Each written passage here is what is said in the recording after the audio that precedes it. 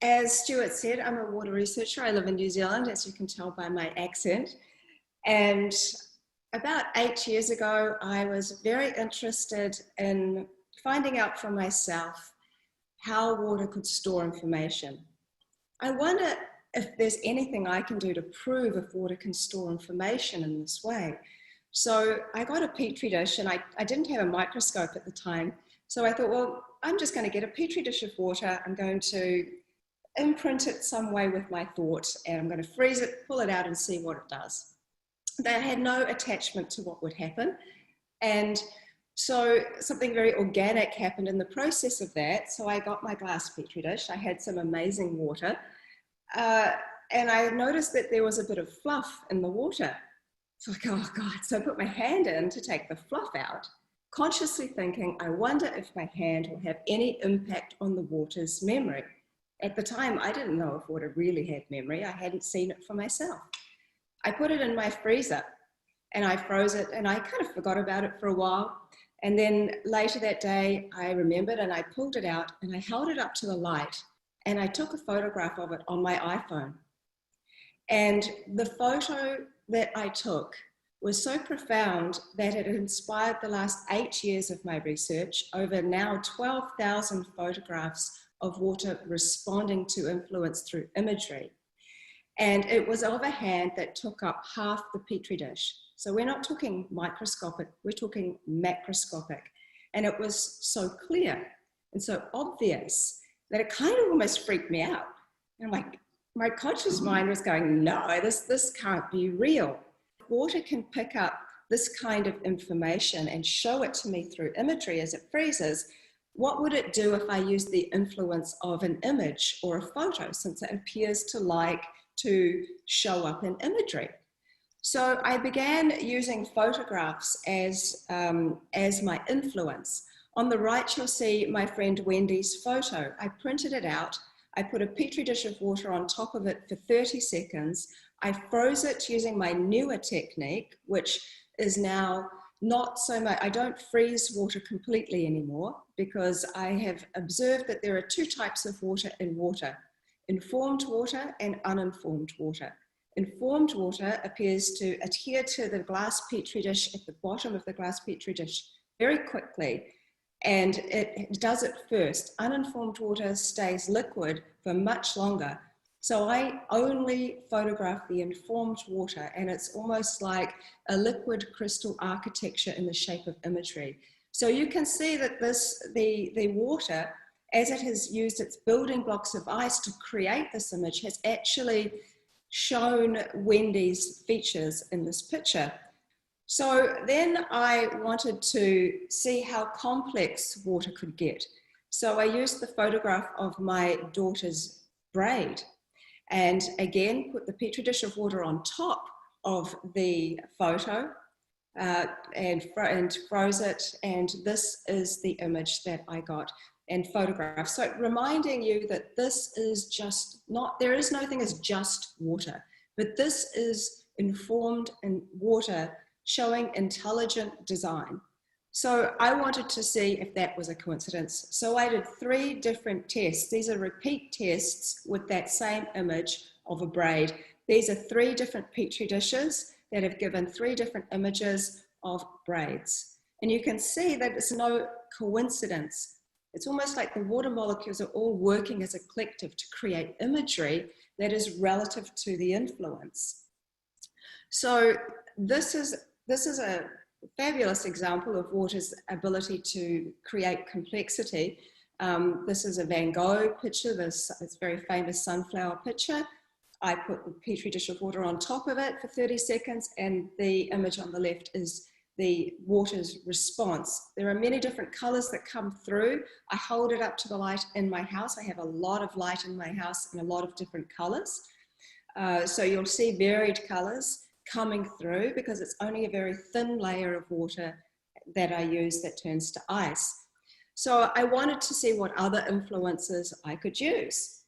So this is a very interesting one. I wanted to use words as an influence. So I was given a wedding invitation, And the wedding invitation was just had the word, "You're invited to so-and-so's wedding." It didn't actually have any images of rings or anything like that. It had a dove or something on it. But I put it on the word "wedding." And this is the image that occurred. So I put the Petri dish of water on top of the word "wedding," and for 30 seconds froze it, pulled it out. And this was the image I got in the ice that was very similar to a wedding ring. Again, this is interesting. I didn't use an English word. I used a Latin word. I used the Latin word, which I'm not sure if I'm saying it right, but pugione, which means dagger. And this was the image that I got in the ice, which was great because I could see that it wasn't only picking up in English words relative to what I speak, it was picking up other languages. And I've done very different words from different languages as well.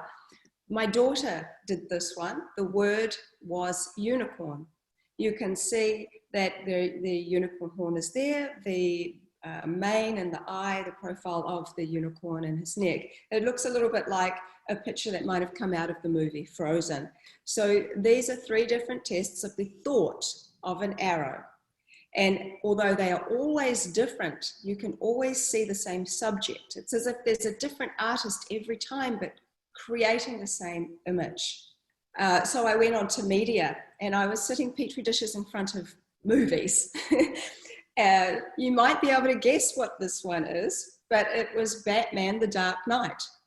This one was from The Lord of the Rings, which I happen to have also been in myself. I was a ring wraith in Lord of the Rings, so I couldn't leave that one out, but you could see that the ring is clearly represented in the ice. I'm pretty sure that a lot of people might be able to guess what this one was. It's like, it has a very powerful theme song, which we all know, which is Jaws. And so water has designed literally the shape of what looks like a shark's mouth with all his big teeth. This is a very important photo that I took. So the water was actually shown a YouTube video. And I say shown, I use a lot of words that we can relate to as people, but like Stuart was telling us, we are by molecular count, you know, just nearly 100% water. 98, 99% by molecular count. There are more water molecules in our body than there are stars in the Milky Way, and we're looking at ourselves through our 4th phase, 99% water eyes. We're only a cut away from liquid, and yet we see ourselves in the mirror and think we're so solid.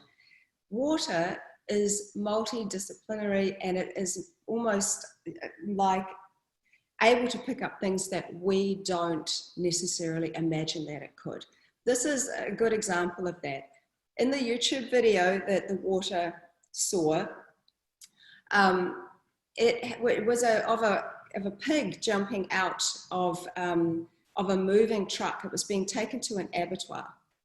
And the pig, you see it jump out, and it's fine. It got saved by some people. It's now having a happy life. But you see that the first pig up the top is quite clear. You can see his face, his mouth, his ears, and everything. But water has picked up a second pig, which I've outlined on the right photo. And you couldn't see that in the video. What's interesting about that is I think that water sees more than is the obvious. So I believe that there was a second pig that was wanting to follow the first one that we couldn't see, but the water has shown us. So I find this a very important photograph. And the next photograph is another example that water can pick up more than the obvious. So the influence for this co-creation on the right was a butter knife. You can see what I've done. I put the butter knife on top of the Petri dish of water. But what was fascinating is not only did water pick up the butter knife, but it picked up the coasters in the background that weren't part of my co-creation. It shows that water is picking up information beyond just the influence. And I found that to be a very, very important photograph. But I wanted to see if water really was picking up the specifics. So I used a different type of knife, and a different type of knife appeared in the ice. In this photo, you can see I started to use different influences. I put a physical amethyst into the water. You can see the actual experiment and you can see the ice image above it. It's very clear that water is picking up and able to intelligently design what it has experienced. Here I took the water that was in the jug with the broccoli inside, and you can see that water has designed the broccoli. Again, it's just extremely consistent. This was one of probably quite a random thing. I go to a cafe quite often, and there is this dog bowl that they leave for dogs, and there was a schnauzer dog like this one that was drinking out of the bowl, and I thought it was so cute. And I thought, oh, it would be so cool to be able to use some of that water to see what would happen. So I spoke to the lady that was working there, and it was probably her most random question, but I said, could I please use some of your dog bowl water to take home? And she was so sweet because she knows what I do. And she's like, okay, but as long as you show me the photo. So I was like, sure. So I took it home and I froze it, and you can see that the dog clearly influenced the water. It almost looks like a sketch. Moving on, this is a very powerful, important photograph. I have done a lot of influences over the time now, over the last 8 years. But since I am already right out there on the edge, there's nothing stopping me from doing anything I choose in this way, in this co-creation. So I said to water, do you know who I am? This is the spoken word. And water created on the left my initials in exactly the same way that I link them. You can see on the right, this is how I link my initials every single time I do it. But water has given me the new improved version. And in fact, I've done this test 3 times, and each time I've got a VA. I also said hi to water twice, and I've got hi in the water.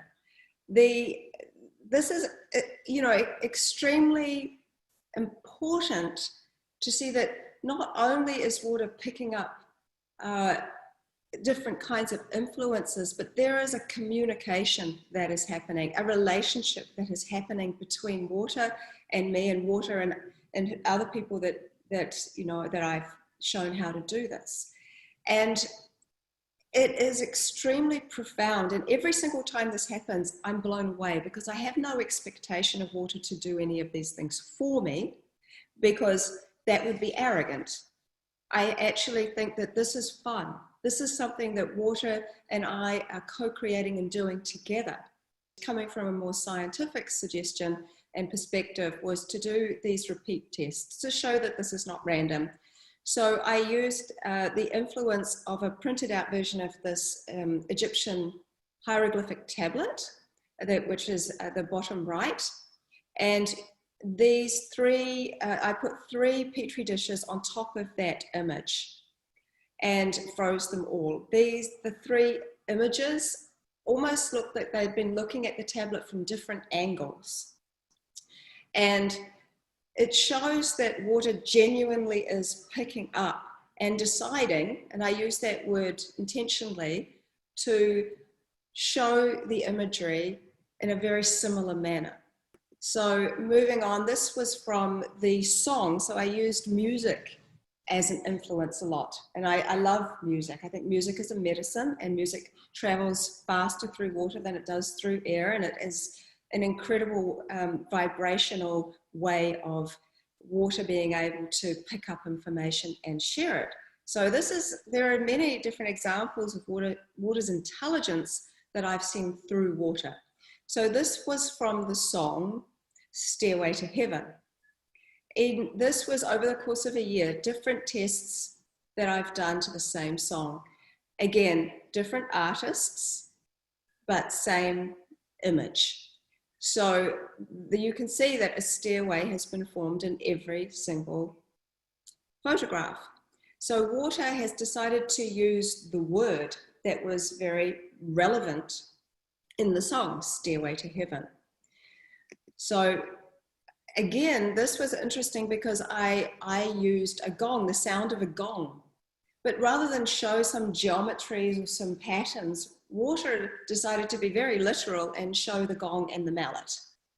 So I have learned to not take anything for granted with water, or assume that it will do anything, because it keeps surprising me all the time. I used the influence of emotion as well. So I projected emotion into water. The top three were the emotion of love. Every single time, I have many more of these now, but every single time I project the emotion of love, water interestingly decides to show the shape of a heart, which is relevant to us as human beings, because when we see the shape of a heart, we associate it with love. But the shape of a heart is a very human kind of connection to the word love. And water has used that so that almost as if so that we can connect and understand this is water showing in the word love. Below it is the emotion, the feeling of stress. It's very prickly, it's very spiky, and that's how stress feels to me sometimes. So when I projected the emotion of stress into water, this is what water, how it represented it. So I then wanted to see an even more complex thing. So I thought and projected the feeling of heartache into water. And heartache is a lot of like a combination of these two. It's often the love, the feeling of love, but there's also stress is part of heartache. So water took the one on the left, which is love, the one in the middle, which is stress, and put them together. It put a little heart and it put that on top of the spiky stress. So heartache now has its own image. So I'm calling these, it was interesting because Stuart called us hydrosapiens, and I'm calling these hydroglyphs. And these hydroglyphs, I'm starting to be able to actually now read water. Water is, in fact, able to, I'm just going to stop that share. Water is actually able to show me words. So I now have about 25 words. So I know that when water says yes, I know when water says no. I have various different words like love and hate and just children and different types of words. And because I've seen so many repeated patterns, I know how water wants to represent that word. So I'm starting to read ice. And this is something I've been working on now, which I call hydroglyphs. I am so excited about this work because I feel that water has a message for all of us. It's showing an intelligence far beyond what we have ever given it credit for. I am working with something that is responsive and intelligent. Over 12,000 of these photos is not a coincidence. And I believe that it is the relationship that we form with water that is actually incredibly real, incredibly potent, and very powerful going forward, understanding ourselves as a water being and seeing that, like I said, we're only a cut away from liquid, an emotion away from liquid, an exercise away from liquid, and many other things away from liquid. But we think we're so solid. If we look at the water, this is like the water in its fluid state outside of the body is sort of like the abstract form of divine intelligence. When it becomes informed or in form, it creates form. It's in form, like Bruce Lee says, be like water. It becomes the cup. It becomes the vase. So, but is it the vase and is it the cup? It's just become the shape. So I think we're like human beings. The water has literally taken the form of the human. And once the person said to me, what if, and it's just an interesting suggestion, But he said, what if water is expressing its consciousness through us?